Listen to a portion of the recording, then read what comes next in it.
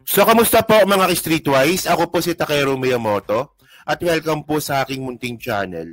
So, mga kababayan, ito po yung isa sa mga programa na nangyari po kahapon dyan sa rally sa Trillion Peso March.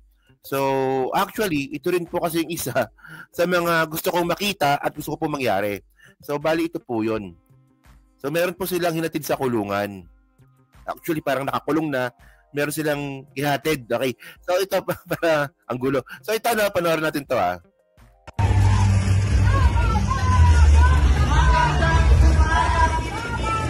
Yan, so, si Cheese at saka si Joel. Si Cheese at saka si Joel yun eh.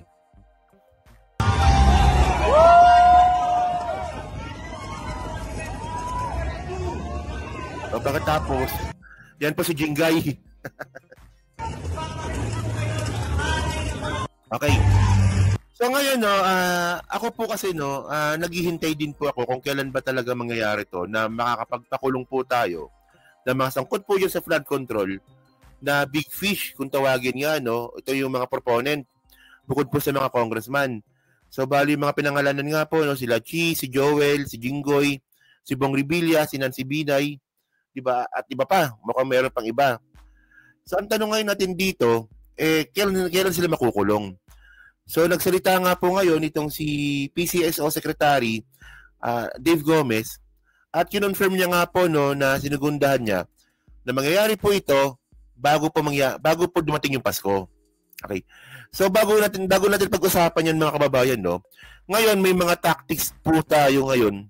So bago natin pag-usapan yan mga kababayan ngayon may mga panlito na pinagkakalat itong mga Jesus is Lord. Itong mga bataan nga po ni Joel Villanueva na para sa akin napaka-illogical So ngayon ito galing to sa sa isang post sa group ng Jesus is Lord So ngayon na pinapalabas sila ngayon dito si Joel Villanueva daw po walang flood control project. Oo. No evidence presented, just hearsay. Pero itong daw pong si Sandro Marcos meron daw 5.25 billion pesos. Tapos ang ginamit po nilang ebidensya is article from PCIJ. So ngayon, puntahan natin yung PCIJ. Sige, ano bang sinasabi dito? Yun, dito. Isang opinion. Well, ang opinion minsan po kasi is facts minsan. Pero depende po sa nag-opinion. Well, okay naman yung PCIJ. Pero opinion na nga ito, inopinionan pa nila. So kasi ang nakalagay dito allocables. So allocables ibig sabihin nito ay pag-allocate. Allocables are the new pork and Sandro Marcos and Martin Romualdez are the pork barrel kings. So actually mga kababayan, ang point ng article po na to, tinanggal na po kasi yung pork barrel nung panahon nga po ni Pinoy. Technically. Pero apparently hindi. Ang gulo Pero apparently parang hindi pa po tinatanggal yung pork barrel. Iniba lang po talaga ng pangalan. So, syempre, merong mga allocation po yan. Pero ang importante po ngayon dito, ngayon po, dati po kasi ang pork barrel binibigay lang. Pero ngayon po kasi, ang pork barrel po, ina-allocate. So, syempre, pag ina-allocate po yan, pagdidibatihan po muna yan. So, merong first reading, second reading, kaya third reading. So, anong mali doon? Importante dumaan sa proseso. Iba naman po kasi yung ginawa po ni Joel Villanueva. Itong mga Jesus is Lord naman Para naman tayong ingot-ingot yan So, iba yung kay Joel Villanueva kasi ang matindi po kay Joel Villanueva, yung 600 million nga po, na budget insertion. Actually, nagamot pa nga siya ng demanda nito, di ba? Sabi niya dati, Villanueva denies link to 600 million budget insertion to sue accusers. Pero nung pagpasok nga po ng hearing nga po sa Blue Ribbon Committee, nakita naman palang totoo na meron talagang insertion. May nakita pala si Ping Lacson. At bukod dito mga kababayan, iba kasi yung iba yung allocation dyan sa insertion paano naman itong isa?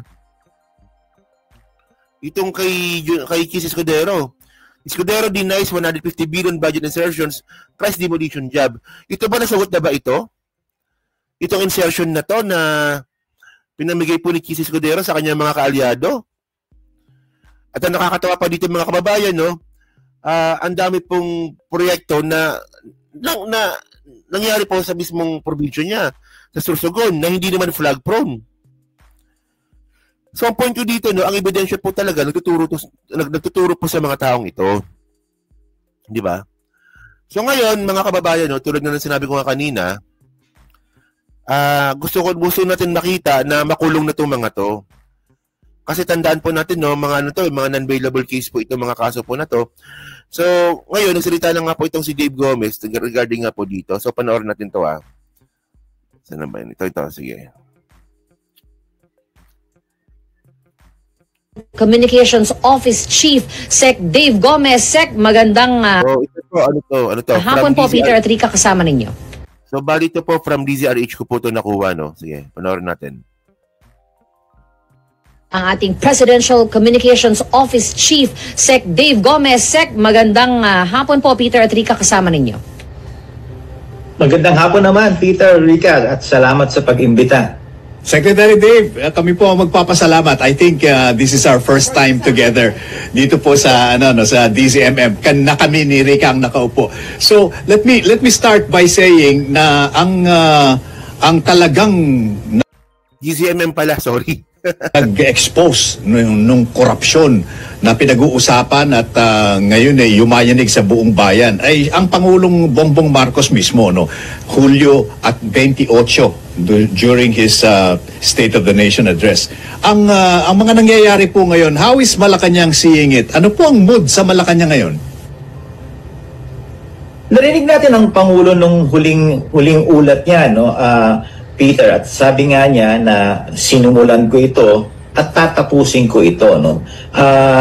Ang Pangulo natin, hindi siya kukurap sa kahit anong mangyari, tuloy-tuloy lang ang trabaho natin na panagutin ang dapat managot, bawiin ang mga ninakaw na yaman at reformahin ang ating sistema. So tuloy-tuloy hindi kukurap ang Pangulo hanggat sa huli, no, sinimulan niya ito at tatapusin niya ito. Pinahayag din ni Pangulong Bongbong Marcos po na sabi niya on or before December 15 may mga makukulong at wala na silang Merry Christmas. Are we on track towards fulfilling that?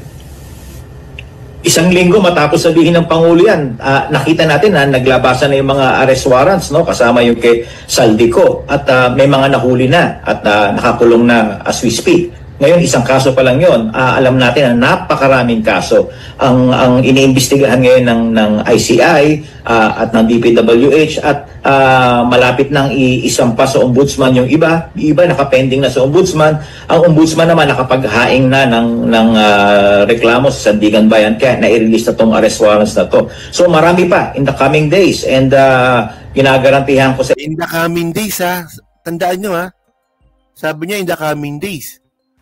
No? So, di naabutin ng buwan siguro to, no? So, tandaan natin, December 15 yung sinabi nga po ni Ombudsman Rimulya. So, meron pang 2 linggo. So, yung nakita po natin sa rally po kahapon, na nakakulong nga po itong mga senador po na to, ang mukhang sinugundahan po talaga ni Dave Gomez na mangyayari talaga ito. Di ba? I-continue natin. Inyo, yung sinabi ng ating Pangulo, magkakatotoo yun bago magpasko. May ilang mga... Magkakatotoo to bago magpasko. Yan ang sabi ko sa inyo. Naprakpakan mo natin si Dave Gomez. Okay. Alam niyo mga kababayan, no? Ilang buwan pa lang si Secretary Dave Gomez. Mga 2 buwan pa lang ata, no? Pero he's doing a great job, Hindi katulad po ng mga dating PCO secretary, no? ng mga bulok. Pero at least si Dave Gomez po ngayon, maayos po siya ngayon. Base po sa nakikita natin. Kasi tayo naman, vlogger po tayo kahit paano, may mga contacts po tayo yan.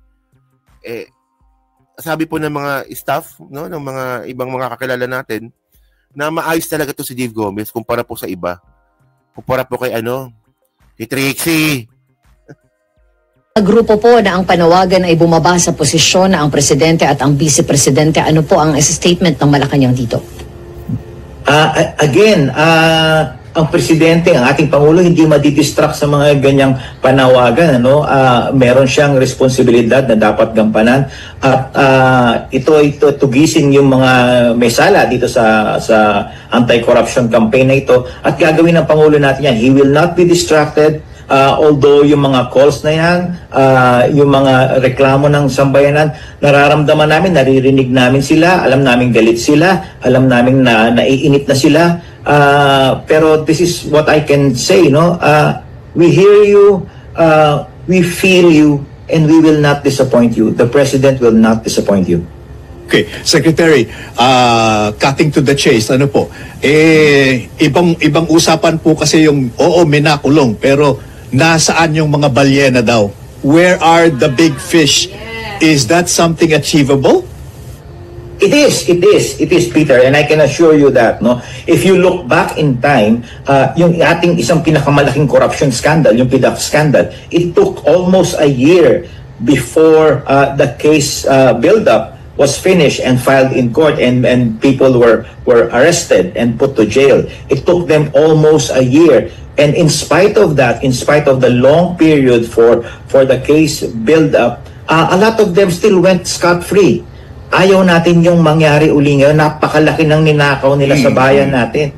Kailangan solid, airtight ang ating mga kasong isasampa sa kanila upang pag nando na sa korte, hindi lang ito madidismiss on the basis of technicality. Ayaw natin silang makawala pa at itakbo itong mga ninakaw nilang bilyones. Kaya siguro ang panawagan lang namin sa taong bayan is huwag kayong masyadong mainip.